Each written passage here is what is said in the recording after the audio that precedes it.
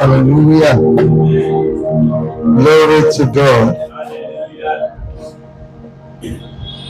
I'm smiling, but you guys are not smiling back. I'm wondering what's the matter. You guys are not smiling at me. Happy Valentine's Day in arrears. How was yesterday? Your partner gave you a gift. Let me see the answer.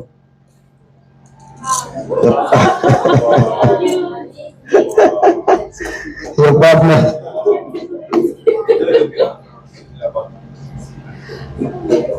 Hello, Joel. Why are you calling? You are calling my number, my friend.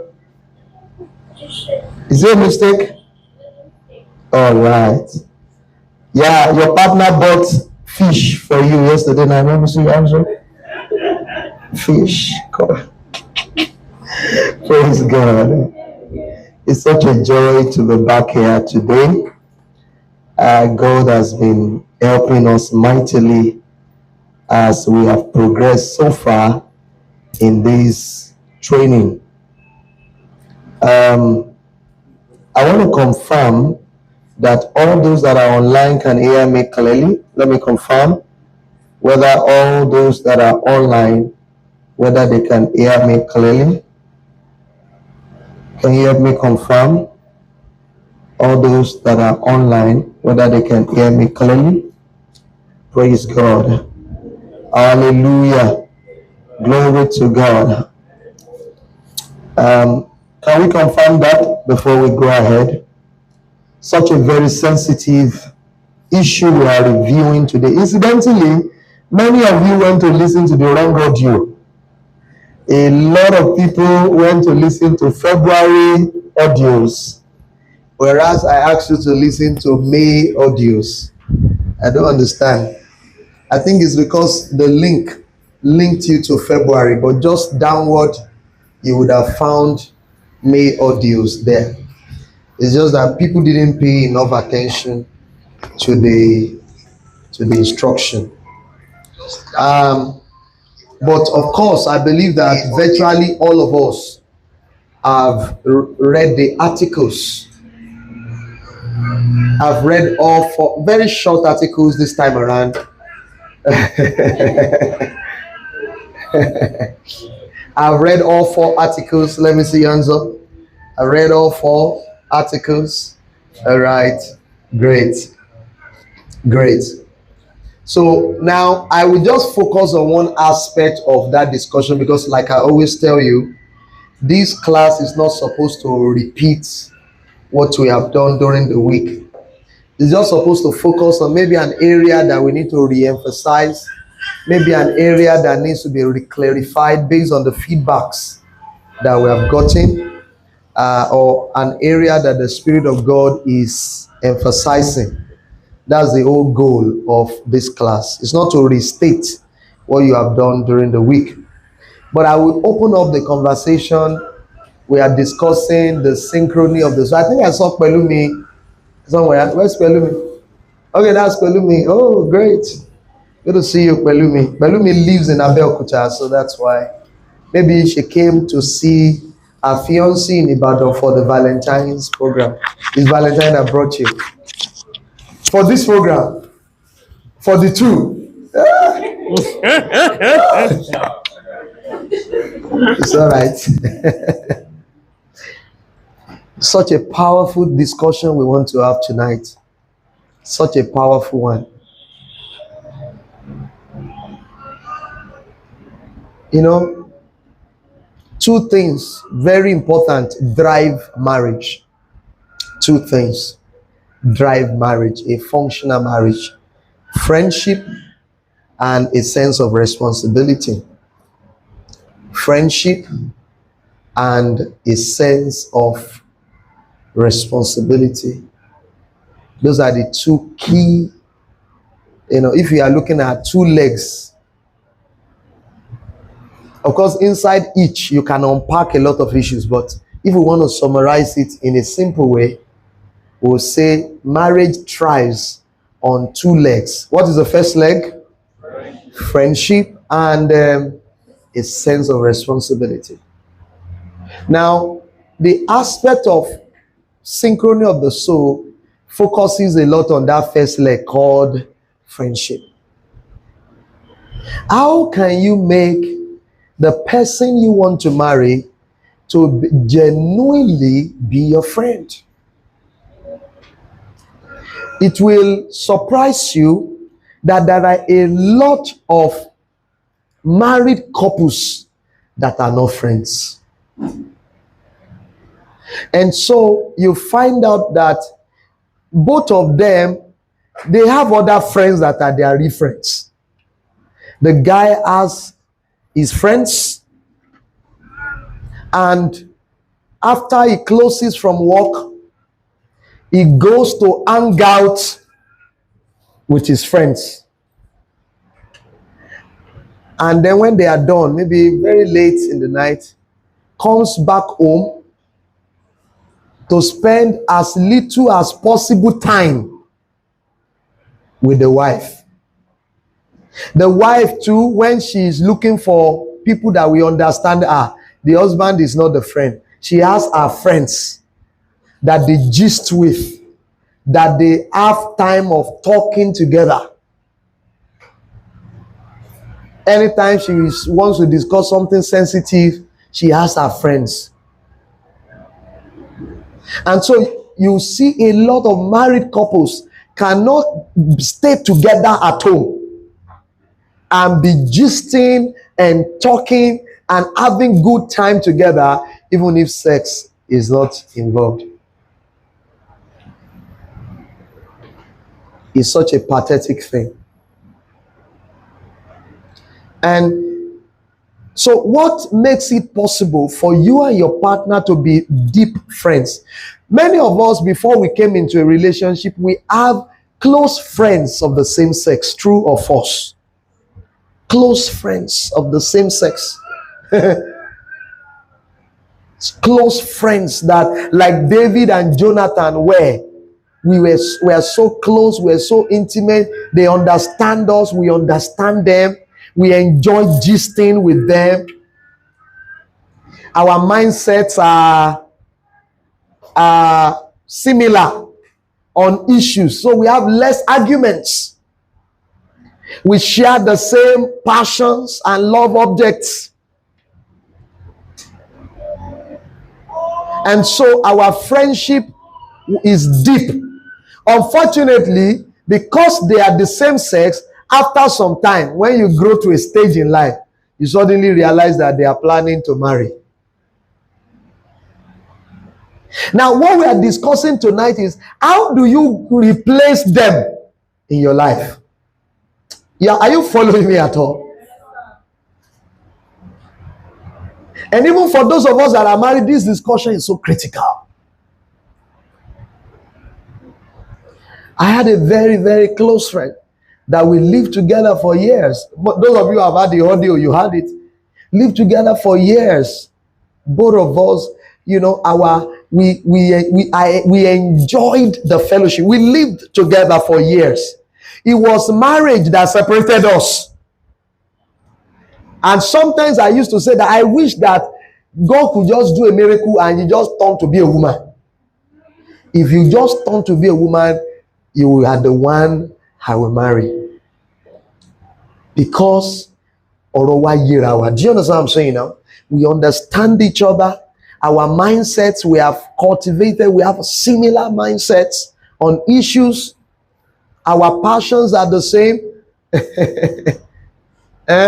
Me, like this. One of 2, 3 things, discussions that make me very passionate when I'm talking God, when I'm talking finance, when I'm talking politics. These are 3 discussions. This guy that I spoke to you about, he is well grounded on the 3 issues. Well grounded. So when we come together and we're having a debate in the room, in my house, we were living in my own house, we were together. We can be there for 3 hours.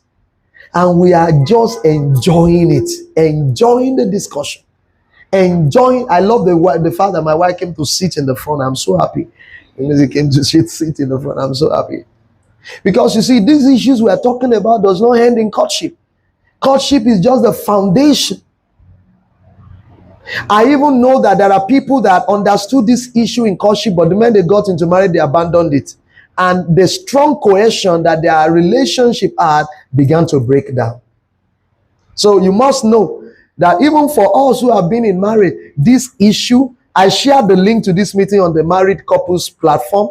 This issue is so critical that if we do not understand it, build a foundation for it, and sustain it. Ever say sustain?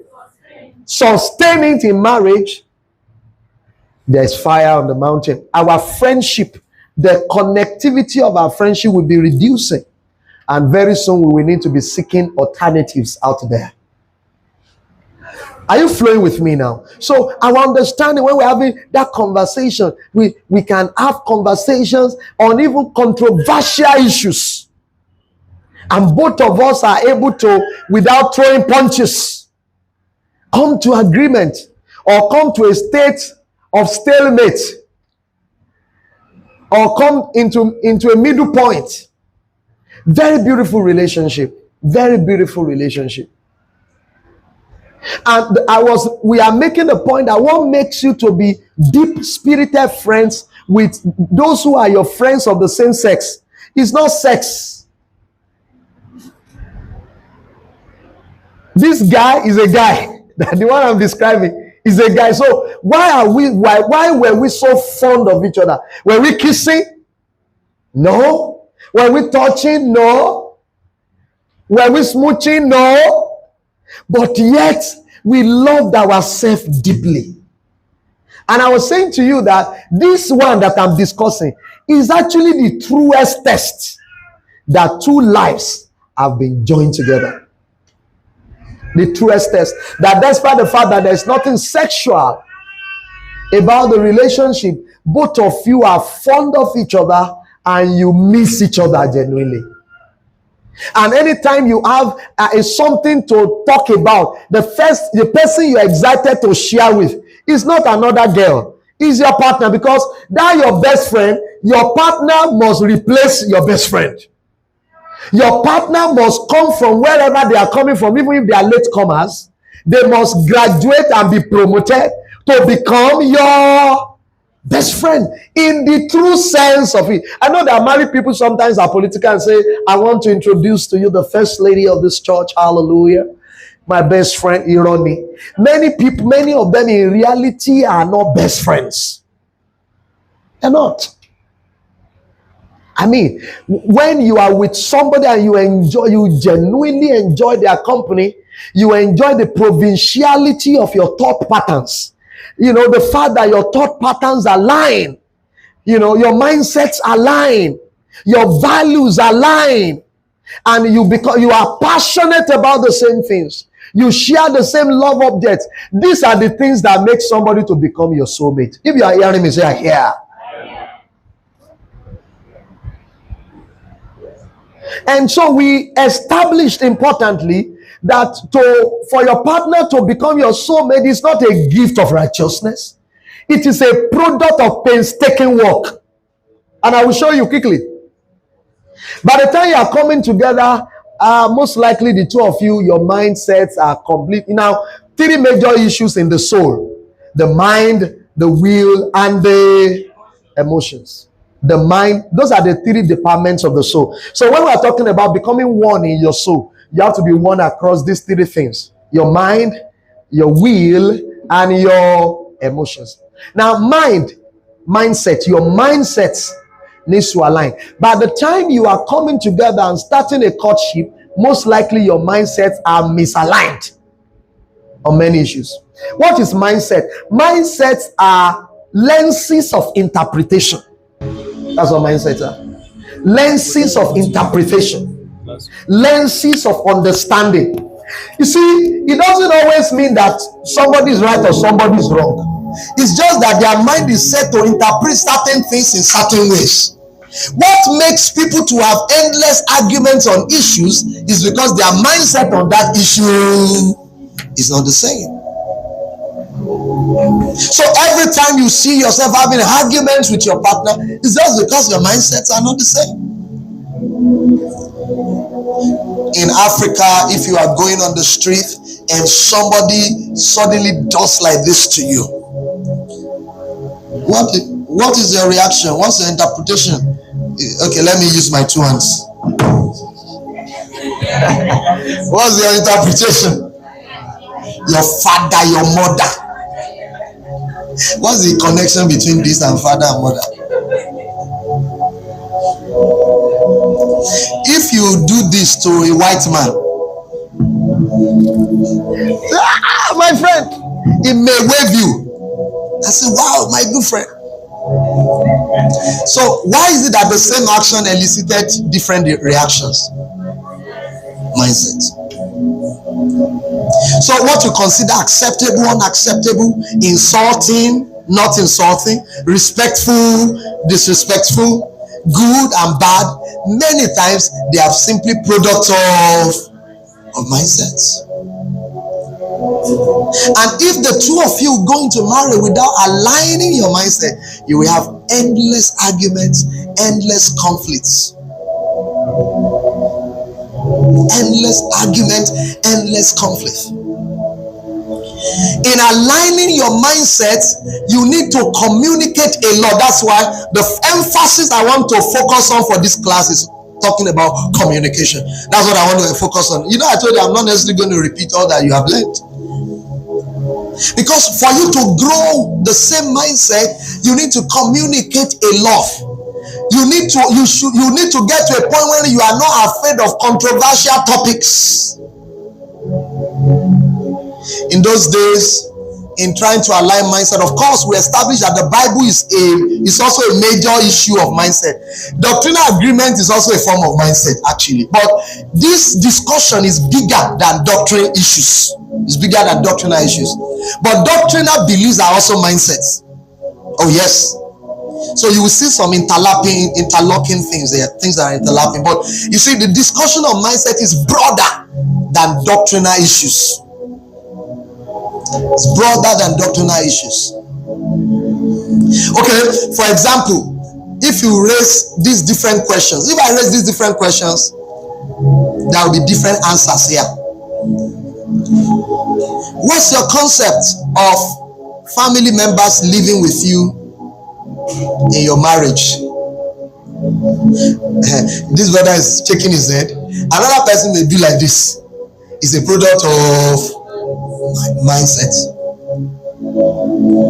What's your position about adoption of a child if there is no pregnancy? You know, there is neither right or wrong. Do you know? These topics, they are not doctrinal issues necessarily. It's neither right or wrong. What's your position regarding a wife that persistently refuses to allow her husband to have sex with her for 11 months? What should the husband do in such a case? If I pass the mic now, we will have different opinions.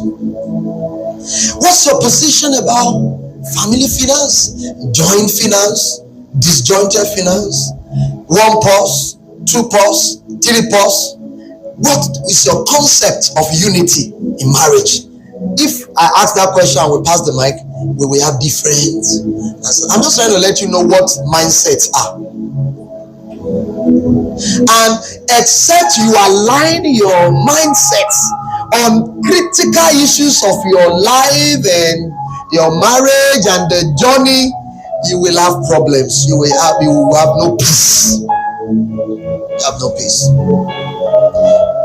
So normally, for you to align mindset, if you see an issue on, even in those days in my relationship when I was in courtship, anytime I see a topic that is controversial on the internet and I believe is relevant to marriage, immediately I see it, I will copy it and drop it on our WhatsApp. I say, for discussion in the night.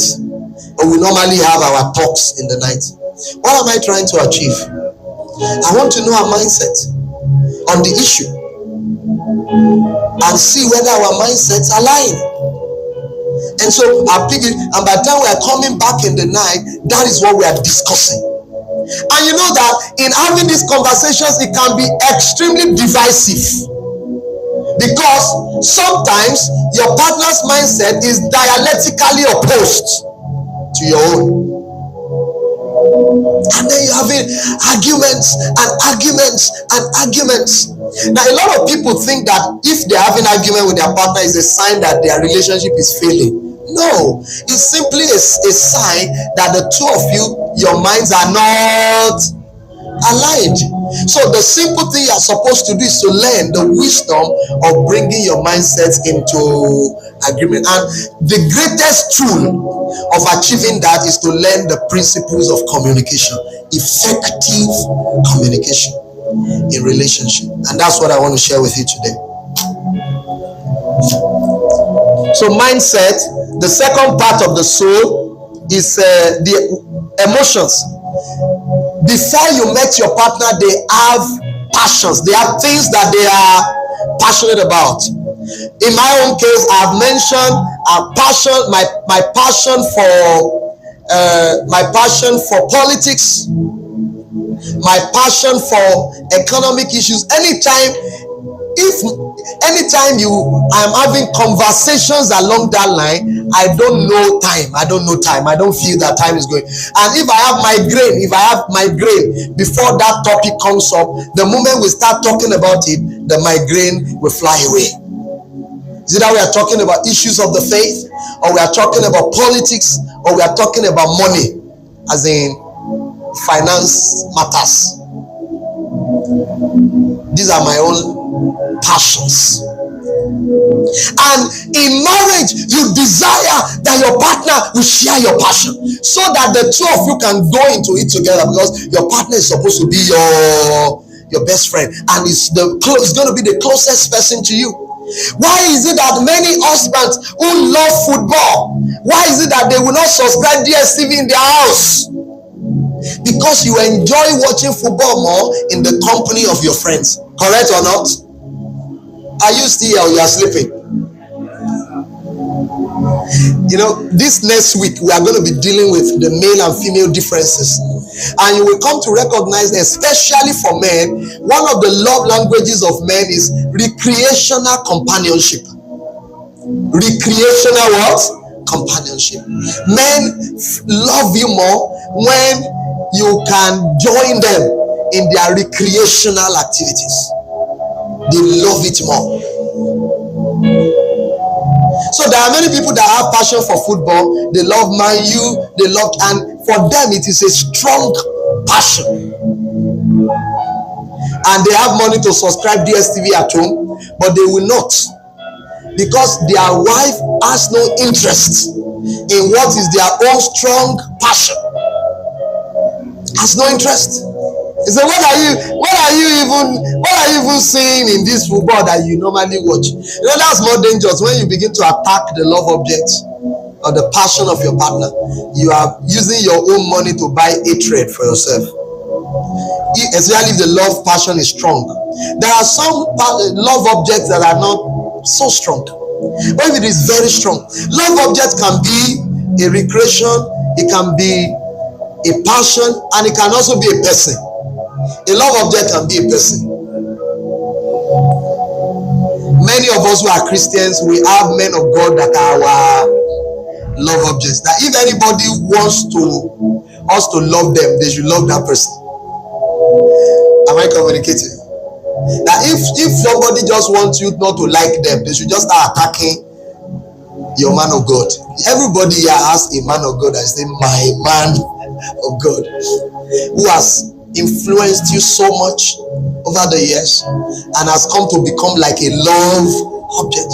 Anytime you scroll on the internet and you see the person's message, or you see somebody talking good about that person, you go and read it, and you just love the person talking good about your man of God. A man of God can become a love object. And don't forget that love object existed before you met your partner. So when your partner comes, if they are not able to align to love that person passionately like you do, it will be a point of division between the two of you. to be a point of division between the two of you. Because you want to be in the room and you are talking about that person and your partner can also contribute. I don't know if you understand. Or say, oh wow, what a great man Reverend Ajitumobi is. Great, lovely man. I love that man. His messages are powerful and effective. Such a great man. And if that's your love object, you want your partner to be able to also join you to say, oh, I love him more than you. But imagine that someone that is your love object Reverend Ajitumobi is a great man. He's a wonderful, powerful man of God. And your partner is like, who is a great man? I don't like his messages. What will happen to your heart? Messages that you cannot do without. You enjoy feasting on, and your partner say, I don't like his messages. So you see, in the journey to a powerful man, there are many things that you can't fight, you can only align with. And if you cannot align with it, you can't go ahead. Are you following me? There are many things in the journey to a good marriage that you have to adopt. You can't fight it out. If you can't adopt it, if you can't go with your partner into those things, it simply means that the two of you cannot work together. You don't know my joy. The other day when I was watching the primary election of APC, I was watching the primary election in the house. I love politics so much. Now my wife understands this and she's trying to cultivate my love object. This conversation is to further make her to know the economic front. I want us to be able to talk very deeply regarding money, the laws of monies, finance, investments. Talk very deeply, intellectual conversation on money, on the faith, yes, and what's the third one? Politics. You tell me your own. It has to be a conscious. I'm telling her now, if she gets deeper in these things, our friendship will be deeper. We have built it to a point, but we can go deeper. You don't know my joy. When we're having that primary election and my wife sat with me, and automatically, because incidentally on this occasion she was not supporting were you supporting my candidate? Did you support no, she supported my candidate because that's a safe thing to do.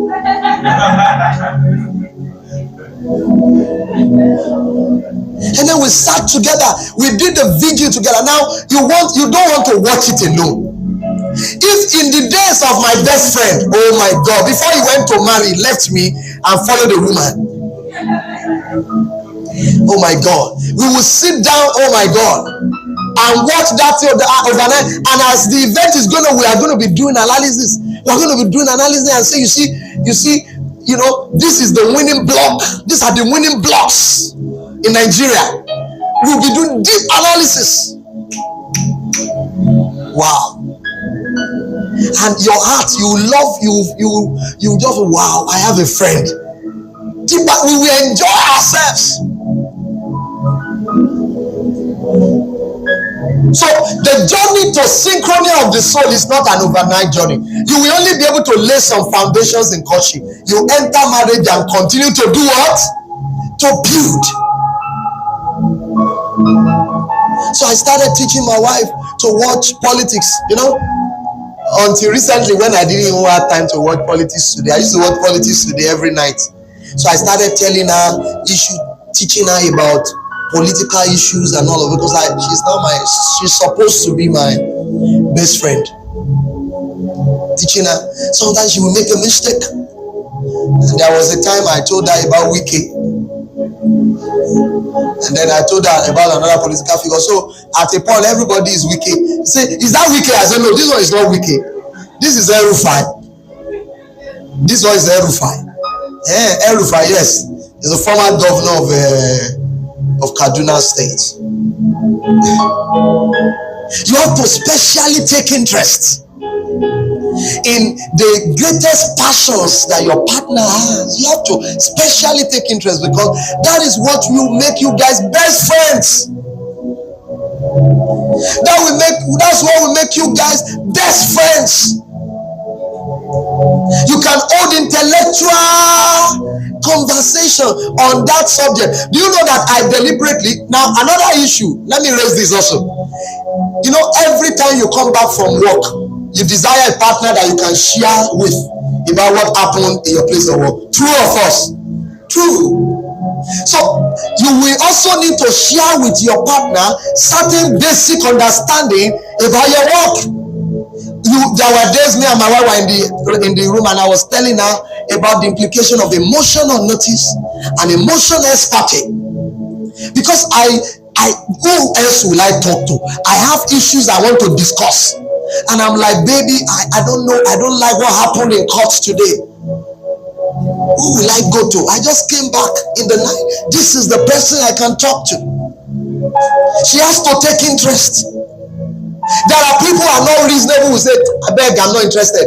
And then their partner will need to go and call somebody else. Are you with me now? And have that conversation.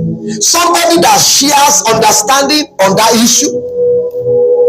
And then so the two of them are just roommates. They are not friends. They are not burden bearers. So I come back home and say, I'm having issue with this case, and she is my best friend. She's my best friend. I had to start teaching her certain understanding about, the way the legal process works, so that she too can make what? Contribution. Are we together now? So summarily, it has to be a conscious effort.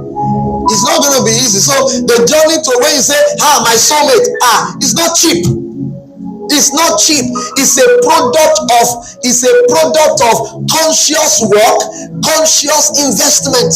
It's not cheap for your partner to be your soulmate. It's not. Sometimes you may need to read some books. If there is a book that gives you basic understanding regarding that aspect of life of your partner, you need to read it so that you two can have an idea of that issue, so that both of you can hold conversations, and intelligent conversation, not foolish conversations. If you are illiterate about that subject, if you are stark illiterate about that subject, you won't be able to make intelligent contribution, and after you discuss twice, your partner will not bring such issue to you too, because you don't have meaningful contribution to make. Are we together now? So cultivating the same love objects, cultivating the passion of your partner, so that you can become their best friend. I ask you to do an exercise during the week. Ask your partner, what are your love objects? What are your passions? I want to be your best friend. I want to be your best friend indeed.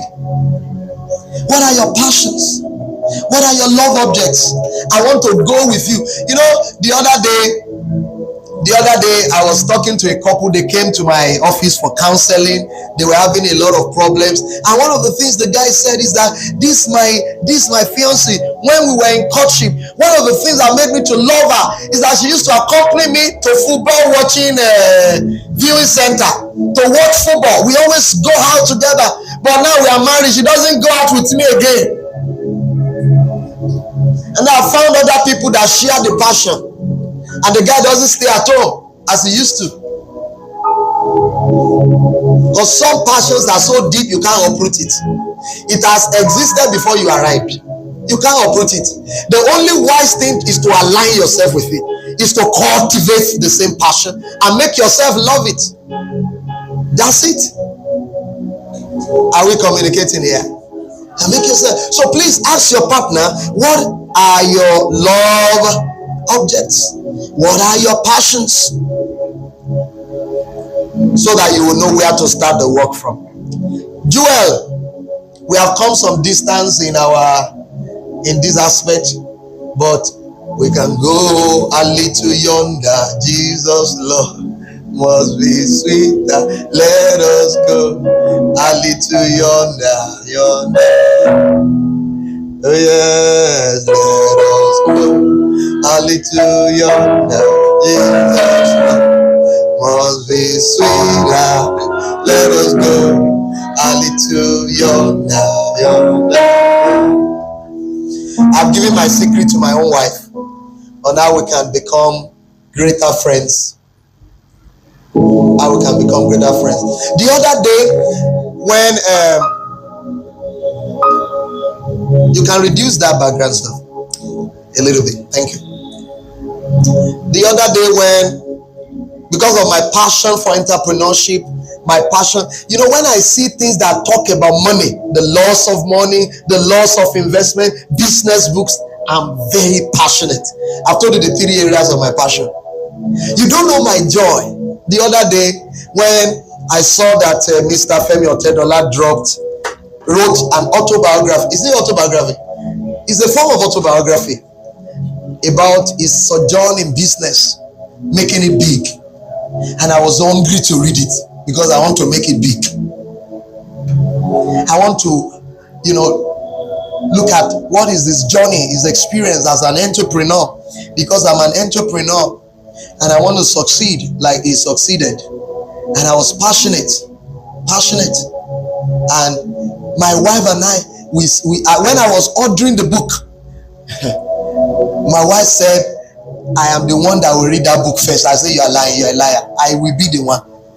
I'm the one that will read it first. So when the book finally arrived, both of us, we drove down to Iworo to go and pick the book. And the moment I brought the book, she snatched the book from me and already started reading. I say, you are deceiving yourself. I will read the book first. Does that look like friendship?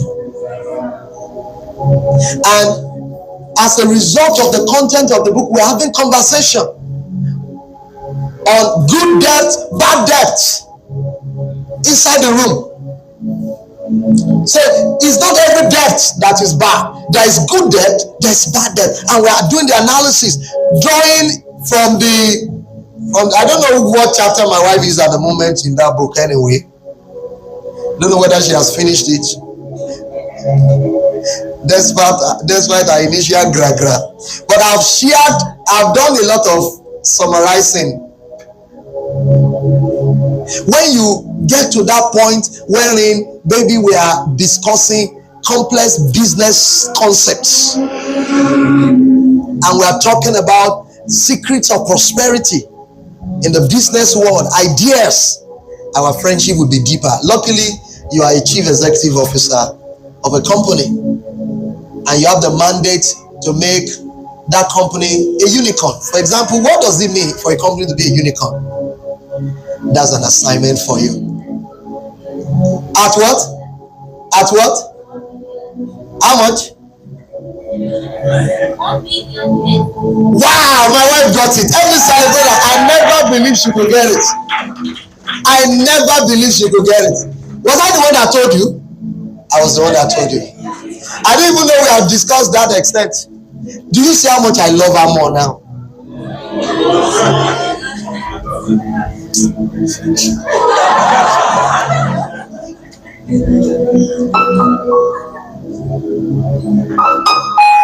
Wow. Oh my God, I love that. I'm emotional.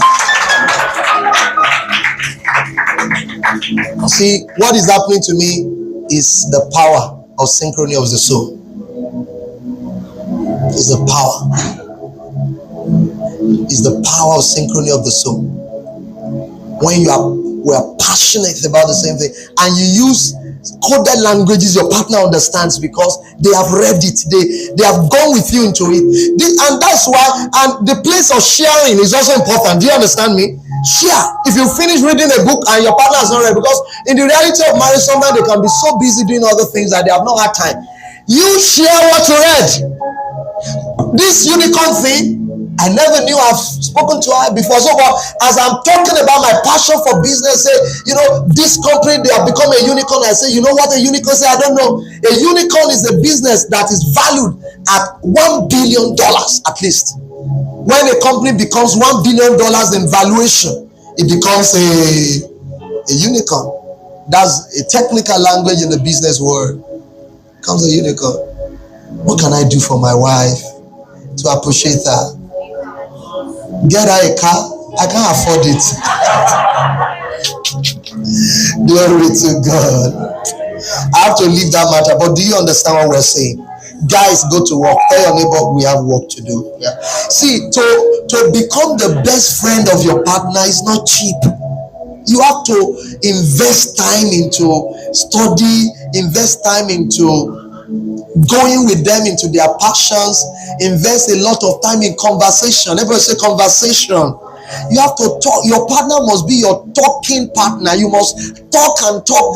The two of you are together and you are talking for hours and you are not bored. You have been intelligent. Unfortunately, many people in their courtship, instead of building this, they are pressing each other's breast.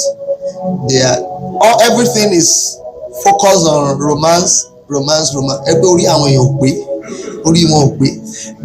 the truth. See, I'm not abusing, but I mean,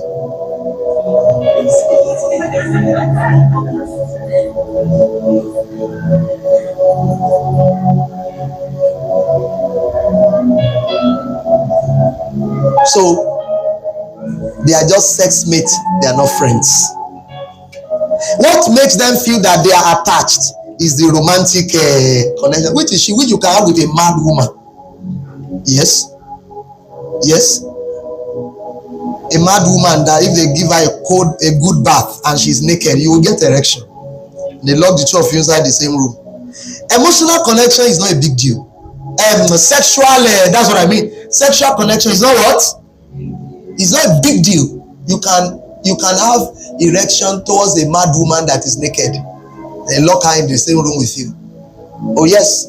They say, it's my soulmate. They say, why? Because I always miss him. Why do you miss him? Sex, romance. And when they now get into marriage, romance does not sustain marriage. It does not. Friendship plays 80% of marriage, if not more. Did you hear me what I said? Between romance and friendship, which one plays the greater role in marriage? It's friendship. It's friendship that drives romance. When the two of you are not deep-spirited friends and you are constantly fighting, your romantic life dies. Your sexual life dies. Am I talking to somebody here? Do you get what I'm saying now? It is this like now, just like now that my wife and I just expressed synchrony of the soul. If we were in our room, it's a serious matter. The way you show that you respect your partner and you are ready to listen, what do? You drop your phone. You drop every distraction. Or for now, those of you in courtship, you're having conversation over the phone and your partner is watching a movie at the same time that they are talking to you. So you will talk and say, are you hearing me? Yeah. Yes. I'm hearing you.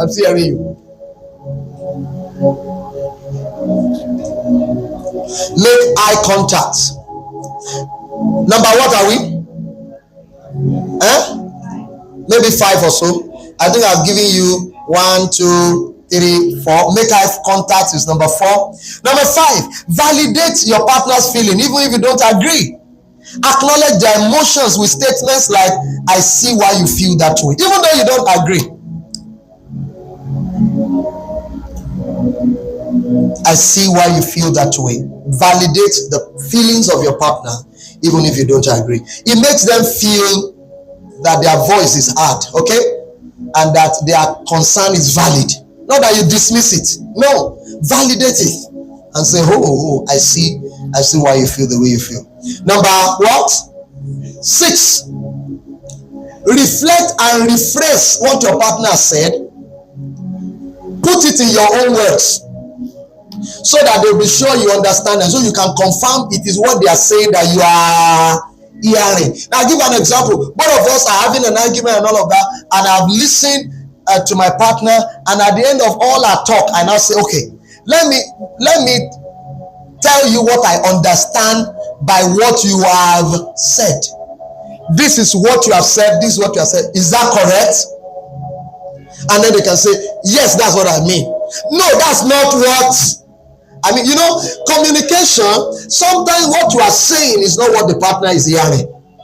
So you have to confirm. You have to confirm that it is what you are saying that they are hearing. So this is also a principle of effective communication, that you reflect and rephrase and say, this is what I had, this is what I had, this is what I had. Is that what you are saying? Next one, don't assume what your partner has not said. It is far better to clarify. Ask them to clarify. You say, sorry, when you said this, what do you mean? Don't say, I know what you are trying to say. I know what you are trying to say, that my head is not correct, Abi. I have not said that. I have not said that. If you don't fully understand, ask your partner to what? To clarify and say, what did you mean when you said, I always bring you pain? What do you mean when you said, I always bring you pain? Can you expatiate? But do you know that many of us, instead of asking for explanation, what do?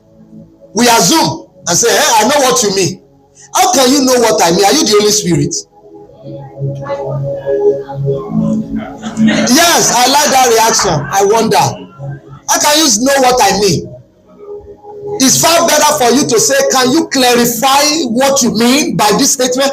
If you add a statement that you think your partner should not accept, you don't assume what they are. Say, when you said that my head is not correct, what do you mean? Can you explain what you mean by the fact that my head is not correct? I hope you understand what I'm saying. Number what? Number 8. After you have had your partner, be patient and empathetic. Take time to, what does empathy mean? Stepping into the shoes of your partner to try to feel what they feel. That's what empathy means. Be patient and empathetic. Take time to step into the shoes of your partner to feel what they feel. If you have not gotten to a place where you feel what they feel, your response may not be empathetic. It may be too harsh and it may not make sense. Have you gotten all of that now? Have you gotten all of that now? Very important. Now, before I leave the act of listening, let me say something finally on when I said don't talk out of turn. Now, I agree that there are times wherein in the course of an argument, your partner is already talking too long and they're already repeating themselves. It's okay for you to say, hey, baby, can I come in now? Can I come in now? I think that you have made the point you wanted to make. You're already repeating yourself. Can I come in now? That's effective communication, matured communication. Can I come in now? And your partner say, okay, no, let me quickly make this final point. Okay. Make the final point. And then they made the final point. I said, can I now come in now? So yes, you can come in. And please, just like I did not interrupt you, listen to what I want to say. So you can request to come in. Not every 5 seconds. So, because if you are requesting to come in every 5 seconds, that means you are not listening to understand. You are just listening to react. Do you understand what I'm saying now? So both of you should have the maturity to regulate the conversation. To regulate so that you can progressively get to the place of agreement. It's a journey. If you are in distant relationship, I always advise you get a CUG line. And I think WhatsApp call may have replaced CUG line now. When we were in courtship, there was nothing like WhatsApp call at that time. There was no WhatsApp call. So it's CUG line we got that kind. Sometimes we are trying to iron out an issue of different mindset and we are there for 4 hours. 4 hours. Very important. Quickly, let me go to the act of speaking. We have talked about the act of listening. The art of speaking. And that's the one I shared an article on the group shortly before this meeting started. I will speak into that article. That one speaks a lot about the art of talking. When you want to secure agreement, whether on any dispute, secure agreement, you are trying to iron your mindset differences and come to agreement. It's the same. Now quickly, number one principle, act of talking. Pick your words wisely and use a tone of voice that is reconciliatory. You can refer to the group now. It's there. The group is there. I wrote that. You can take time to read it. Very powerful. I should have shared it with you during this last week. Oh my God. I should have shared it with you during the week, but it's okay. Pick your words wisely. When you want to secure agreement with your partner, your tone of voice matters. Your tone of voice matters. If you are raising your voice, you provoke your partner to, also raise their heart. If you want to secure agreement, you don't use a tone that shows that you are fighting. You are not fighting. Do you know that you are arguing is not the same as fighting? Talk to me. Are we there now?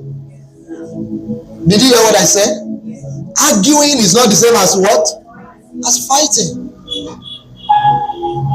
You can have an argument without raising your voice. In short, if you want to secure agreement, you should not raise your voice. You must use a tone of word.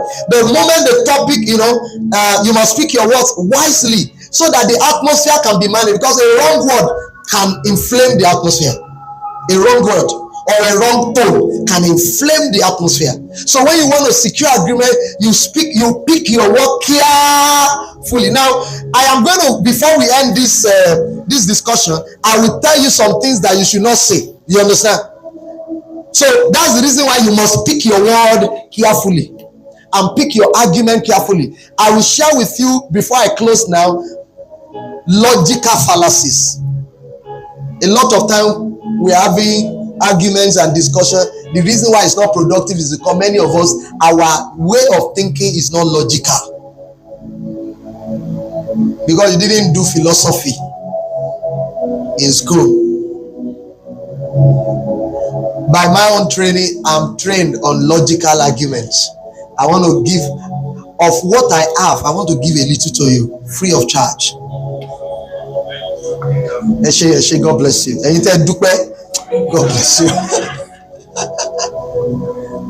times people don't know how to argue constructively because they are science students.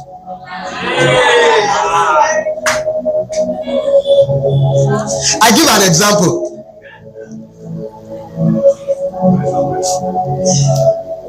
I say, baby, I don't like the way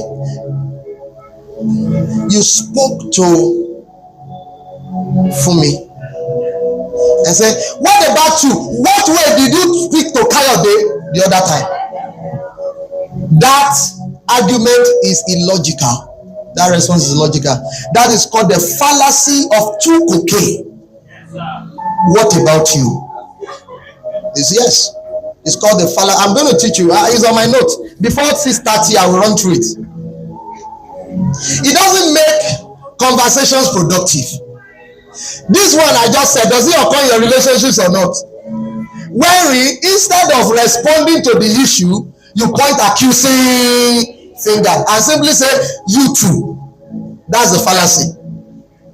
How does saying that I did the same to Kayode, how does it excuse what you did to Fumi? 2 gave 4. I was science students.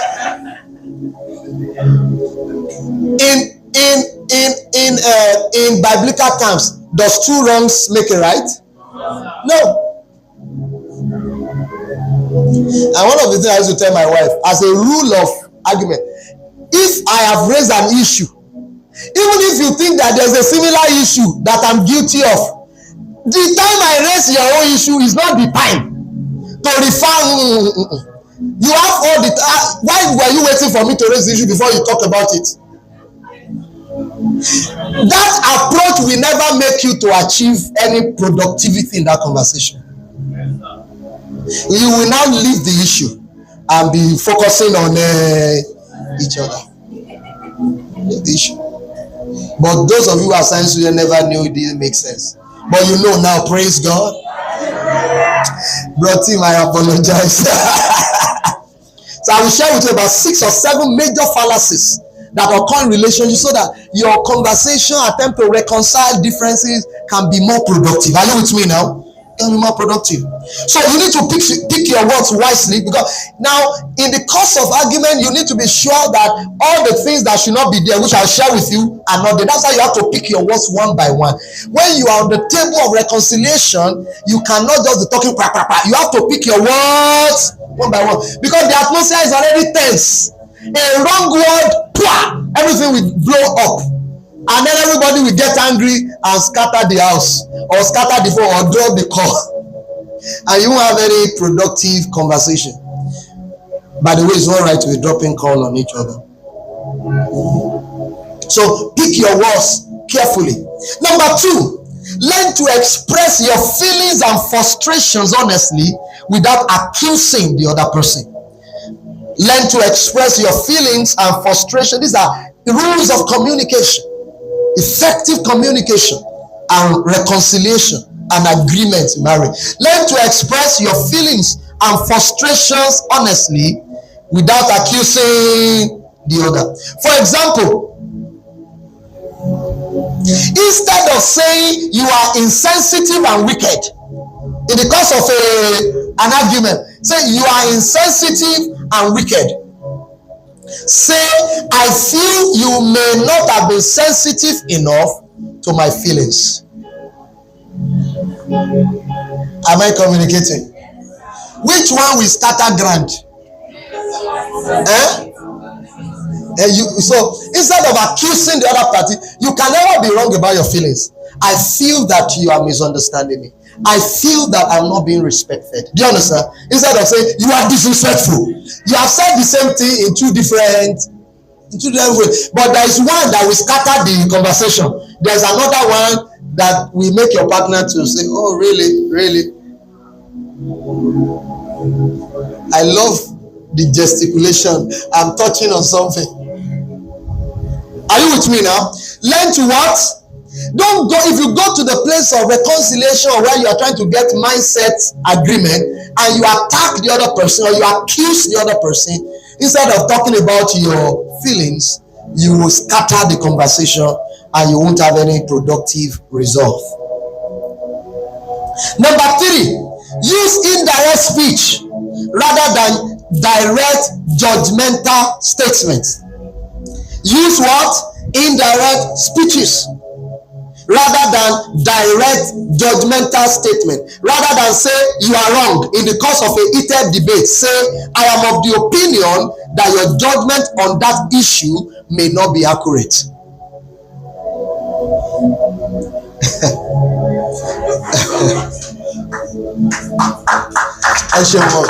If you clap for me, people will clap for you. Ẹni tó pàtẹ́wọ́ yẹn ṣé ó make sense àbí? When you are trying to align your mind and your partner gives an opinion and say you are wrong, you know what that suggests? So you are the Mr. Right, you are the all-knowing. Now by saying you are wrong, you are affirming. You have not even left any room, because you yourself, you are not all in all. That language communicates pride, communicates that you have made conclusions. It's like shutting down that conversation at that moment. So when you tell your partner you are wrong, their pride will come and say, "Hey, I'm wrong." Okay, so you are right. Oh yeah, now let's hear the right position. Now the way they will do, no matter what you say, they will not hear. No matter what you say, even if what you said made sense, they will not agree it made sense, because you told them they are. Whenever you say I think, now you know I said use indirect speech. I am of the opinion that your judgment of that issue may not be accurate. Look at the word I'm of the opinion. Look at the use of the word may. What does that may suggest? Humility. You are not making conclusion because you want the conversation to still go on. You don't want to shut down the conversation at that moment. It will help you. This thing I'm telling you, you know it. It is this use of wrong word that has not made your conflict resolution to be productive, because you don't know how to communicate in a way that can help both of you gradually to get to the place of agreement. Because you see, the place of agreement is the ultimate destination, and you don't want fight to scatter that conversation until you get to the place of agreement. Am I communicating with somebody here? Are you still here? Number 4, stick to the issues. Never attack the other person. And stick to the issues. You know, when you are, and you see, this is also a fallacy. This is a fallacy. It is called argumentum ad hominem. That's what they call it. It's called argumentum ad hominem. That's what we call it in philosophy. And you need to know it. We are having a discussion. Instead of focusing on the issue, you then go and attack the person. You're having a debate and you get to a point and say, oh God, I don't know why your own thinking is always upside down. Your own thinking is always upside down. That's a personal attack. And this one, we come, all of us, in relationship conversation. Very terrible way to argue. Very terrible way. You see, I love the profession of law. You will see people in court. They are, you see, because it's not attack that makes you win argument. It's when your argument is weak or your intellect has failed you. That's when you resort to personal attack. You don't need to attack the person to make your point. You don't need to attack the other party to make your point. Can you stay on the issue?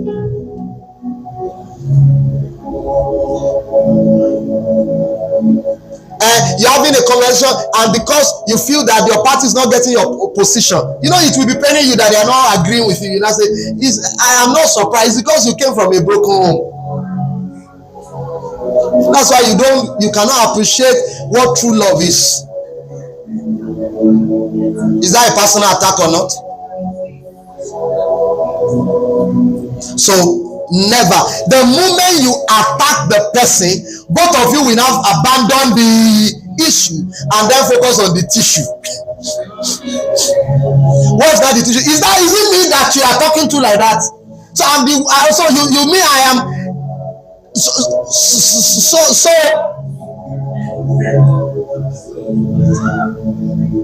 and then you allow anger because you will now leave the issue that you are trying to agree on. You will now be fighting each other. So that's why I said, now when you are trying to secure agreement, your emotions are high. That's why I said you pick your one by one. You will see my wife and I on the table of reconciliation. Oh my God. Especially in the days of our courtship, when we are even doing the reconciliation on phone, you pick I'll be talking like a stammerer. Baby. Because I'm thinking about my words before I say them. Because a wrong word, I said, baby, I'm extremely pained. So you mean I always bring you pain? No, that's not what I said. I didn't say you always bring me. I just said I am currently.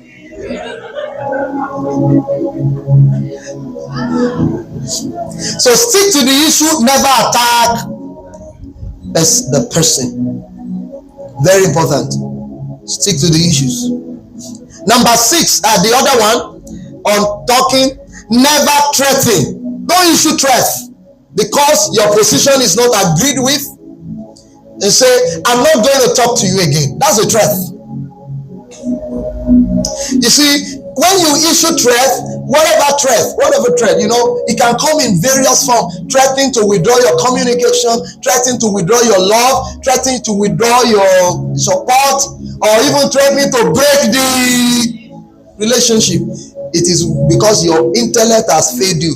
You don't have argument, you don't have reasonable argument. The only way you can get your way out is to threaten.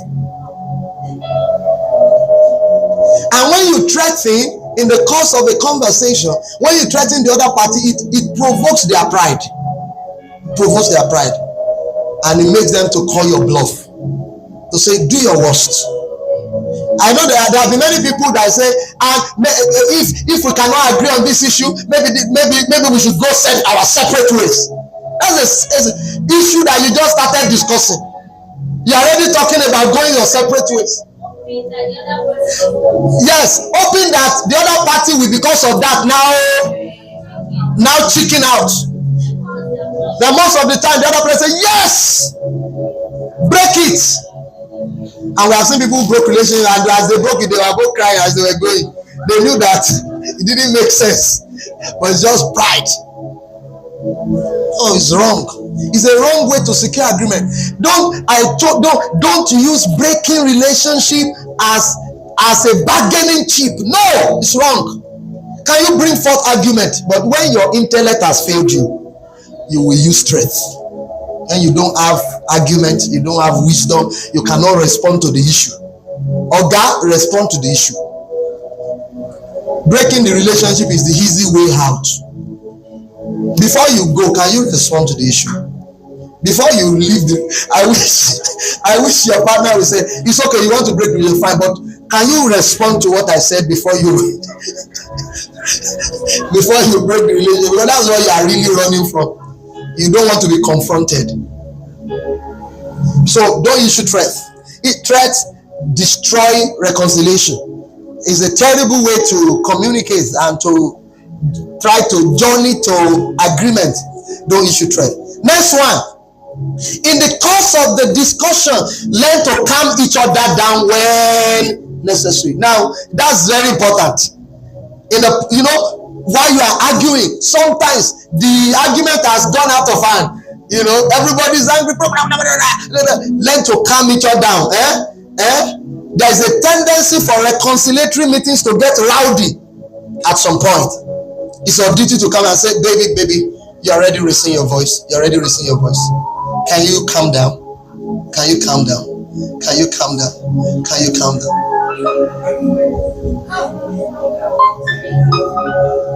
I want to even get that your reaction.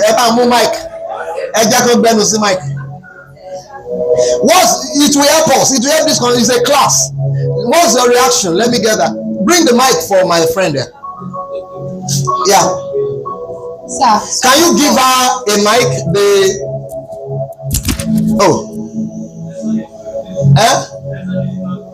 Okay, he's speaking it. All right. Okay. So for some of us, the moment we say or we hear calm down, the reaction is different. That's when the anger will start. Because why are you telling me to calm down when this issue is paining me? You cannot tell me to calm down. Why no? That's when the anger will not come. Will not come more. Yes.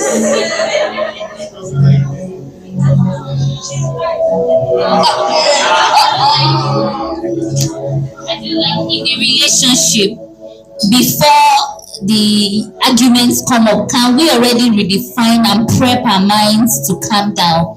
Just maybe even reorient ourselves. I mean, the two partners to say, oh, when I say calm down, I'm not fighting. I just really want you to, just feel cool. Like don't. No, it's not like when a conversation has become rowdy. If you don't calm down, don't calm down. You will not get anything out of that conversation. You won't get anything out of it. Okay, don't calm down. Calm up. Be shouting, be screaming. Don't calm down.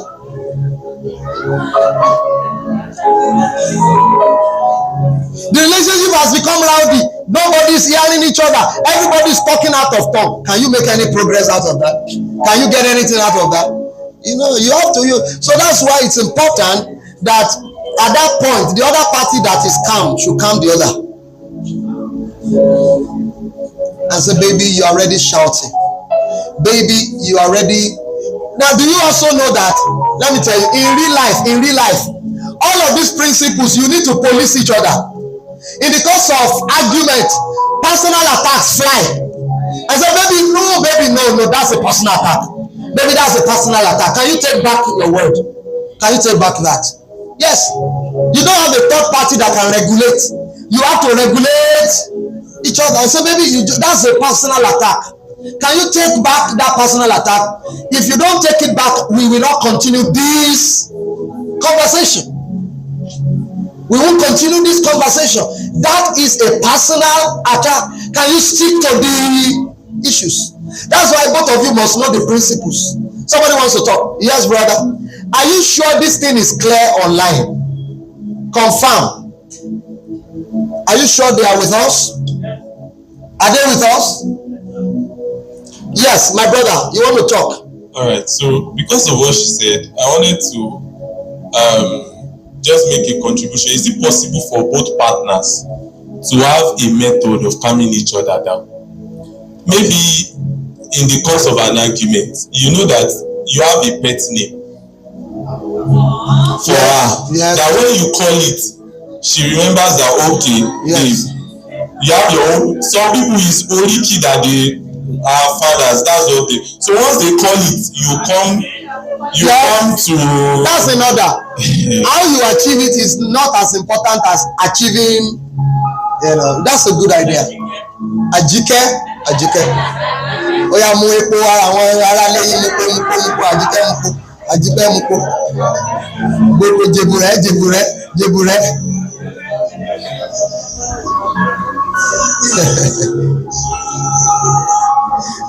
Praise God. Are we still there? So you see, somebody else wants to yeah. This issue, you people, you have never contributed in my class. You have never contributed. Today, let's hear it. I have a contribution and I have a question. Yes. So I feel like you could tell each other, can we take a moment to breathe, like just withdraw, like maybe for a minute or 2 minutes and just not see anything. Okay. Then I have a question. So when an argument is going on, okay, not say anything even though you are on call. If it's yes, they can just stay on that call for like a minute or stay on the call for 2 minutes. If you need to do that to calm down, that's okay. I'm suggesting that might also work. That might also work. Can we take a moment to just breathe? To breathe in and breathe out. So my question is, in the middle of an argument, do you think making a joke makes sense? A person is telling you, I'm not sharing just to calm you down. Does it make sense? Making a joke? Yeah, in the midst of an argument. Yeah. Even it's a joke that can calm the thing down. So I feel like in the midst of an argument, a joke does not make any sense. But we're facing something. No. There are jokes that can conflagrate. You know your partner. You know jokes. There are jokes that if you crack it, we pour petrol into the fire. So, but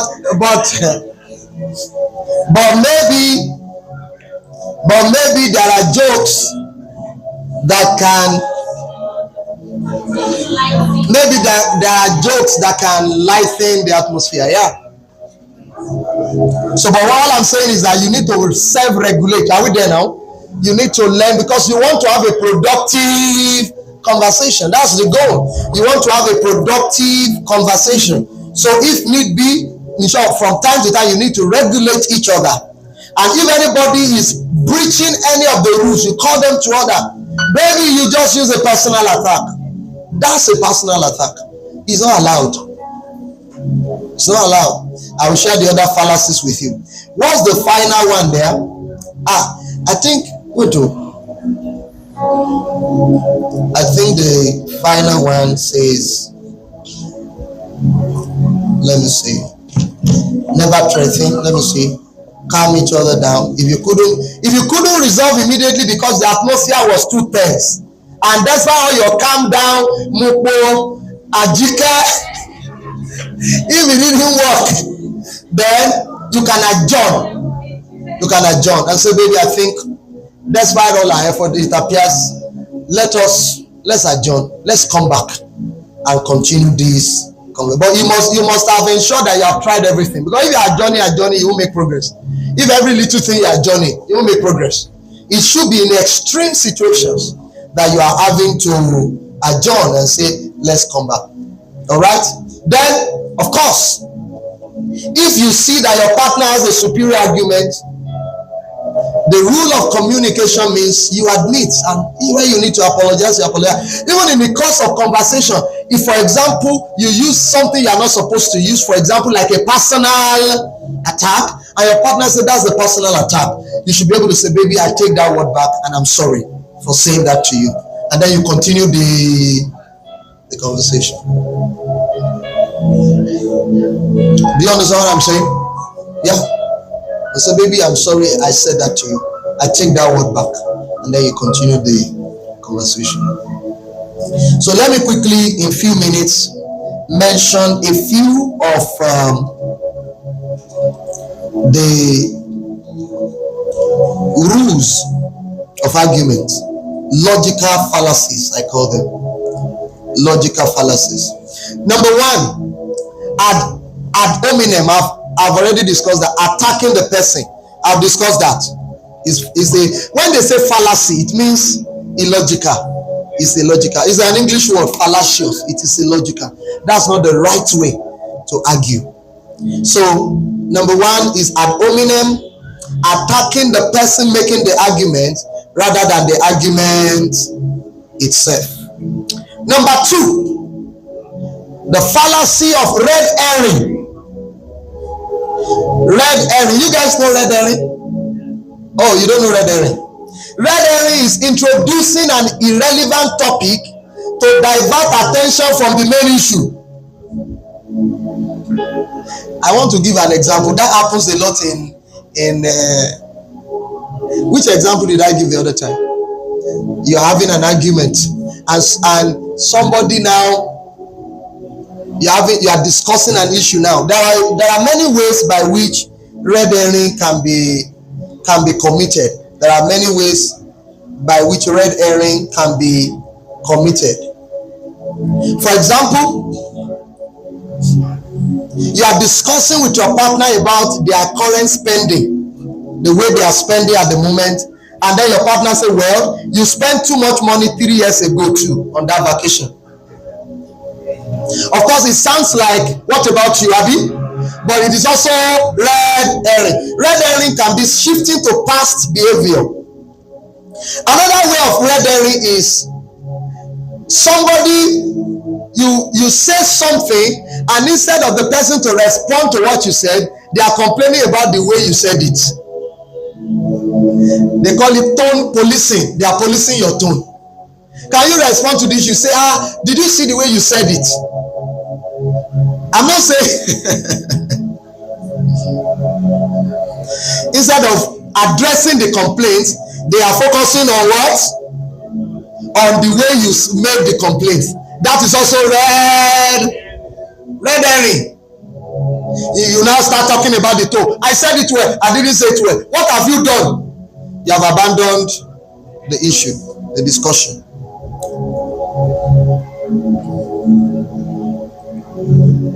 So anytime you are having a conversation and instead of the person addressing the issue that is raised, they go and look for something else, sometimes that is not connected, and say, do you remember the other time when we had an argument on another issue? At the end of the day, despite your insistence, you finally saw that I was right. The fact that you were right then does not mean you are right. That is red herring. When you leave the issue and you then go and bring something that is not connected just because you want to scatter that argument, you want to win by all means. That's what red herring is. Do you understand red herring now? Introducing an irrelevant topic to divert attention from the main issue. It won't allow you to have a productive conversation. Number three, fallacy in arguments. We call it appeal to pity. Appeal to pity. When somebody is trying to manipulate you emotionally instead of responding to the issue. You're having a conversation with and say, can you give account of the way you spend the money that was sent into your kidney? And then suddenly she broke into tears. I know you don't like me. You don't care about me. You don't care. Can you give account? Stop appealing to pity, appealing to emotions.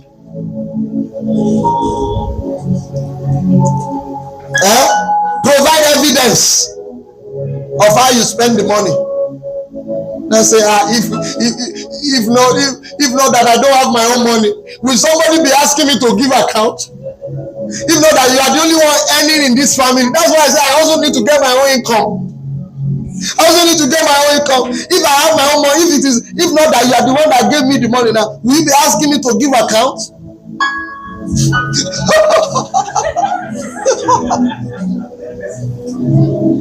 Fallacy. Appeal to pity. Appeal to pity. This is terrible. Number what now? Number 4. Number 4. Tukoke. I've already this. Tukoke. That one is a Greek word. Tu is T-U. Then koke is Q-U-O-Q-U-E. Tukoke. T-U. Then gap. Q-U-O-Q-U-E. And it means what about you? I see it all the time. Relationship counseling. When you sit down and you are counseling married people or people in relationship, and this person say you did this, the response all the time is you also. That's too okay. What about you? And it doesn't make you to have productive conversations. Number what now? Number 5. They call this one the fallacy of straw man. They call it straw man. S-T-R-A-W, straw. Then man. The fallacy of straw man. Let me describe that to you. And this happens in relation. I only pick the ones that are relevant for relationship. Straw man is misrepresenting, exaggerating, or fabricating and the argument of your partner in order to easily attack it. When your partner says something, you now exaggerate it beyond what they said. I give you an example. I tell my wife, I say, I don't want us to eat rice this morning. And she say, it's fine. I won't ever buy rice into this house any longer.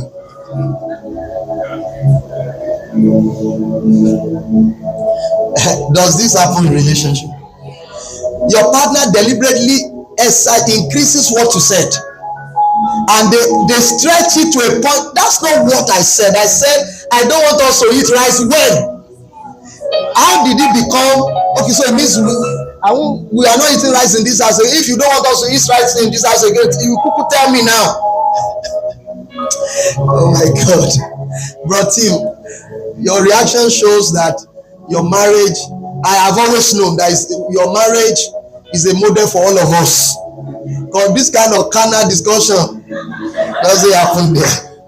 You can't relate, I understand, but I can relate.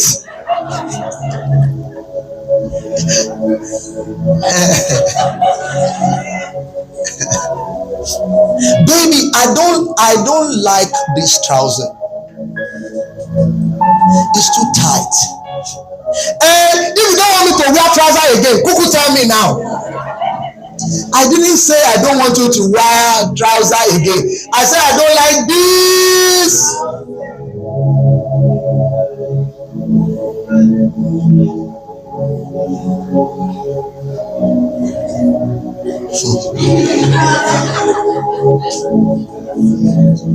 The next one.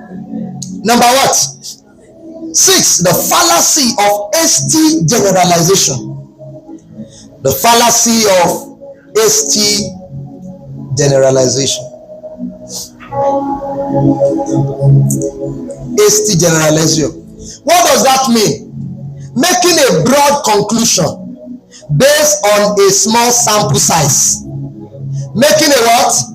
A broad conclusion based on a small sample size. You know, it happens a lot in relationship when you're having argument and you look your partner and say, you are never satisfied with anything I do.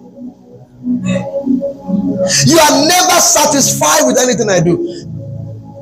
It's a lie. It's a fallacy of this generation. There are many things that guy has been satisfied with.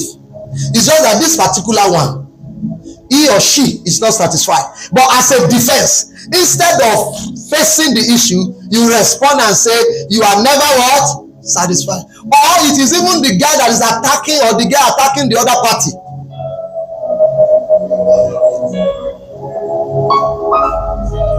And say, I know it. You never apologize. Now there are times when that can be true, but there are many times when it's not true. Many of us in relation, in argument, we use final statement, never, never, never, always, always, which is not true. You know, there was one of the greatest argument that me and my wife had in our courtship. That fight was the longest. It lasted for 7 days before we could reconcile, before we could conclude. We had many conversations trying to do it on phone that ended in a brouhaha. Anki panky, iglidi piglidi.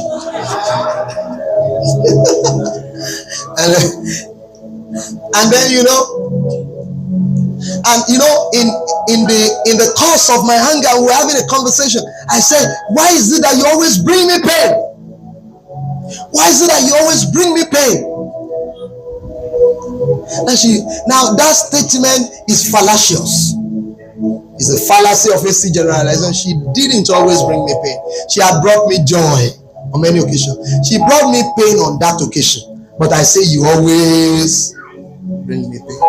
And so when we were having the word review, and I will tell you that when we get to conflict resolution, but maybe I should mention it. In the course of argument, if you use the wrong word at each other, there is a session that you must now have when you review every word that you have spoken. Because words can be destructive if you allow wrong words, hurtful words to settle. There are many hurtful words that you must take back during your word review and clarify what you have said so that that word does not stick in the heart of your partner, because words kill marriage. Hurtful words kill love. We will go into the depth of this in the course of this program. But when we're having the word review, I said, okay, so let's review. In the course of this argument, the last 7 days, everybody's angry. We must have said wrong things to each other. I said, so what have I said? My wife said, you said, I always bring you pain. And be very careful, brothers, women, when it comes to word, they are a word bank. They don't forget what you say. And by next week, you will understand, women, they are incubators by nature. They incubate on words. A little wrong word that you said, they will now go and sit on it. By the time they are bringing it back to you, it is in multiple folds. Incubators. That you say I don't have sense, it means I'm mad. It means my family is mad. That's incubation. So baby, you said I always bring you pain. I said, baby, I said, that's not true. That's not true. I am sorry. I take back that statement. You don't always bring me pain. In short, you have brought me joy on this occasion. Do you remember what happened on this occasion that we did it? At the end, you brought me joy. Do you remember this other occasion? You brought me joy on that other occasion. Do you remember this other occasion? You brought me joy. So do you really see that statement does not make sense? That you always bring me pain doesn't make sense. You don't always bring me pain. Go and do word review. All of you have called each other imbecile. Yes? I'm talking true life story.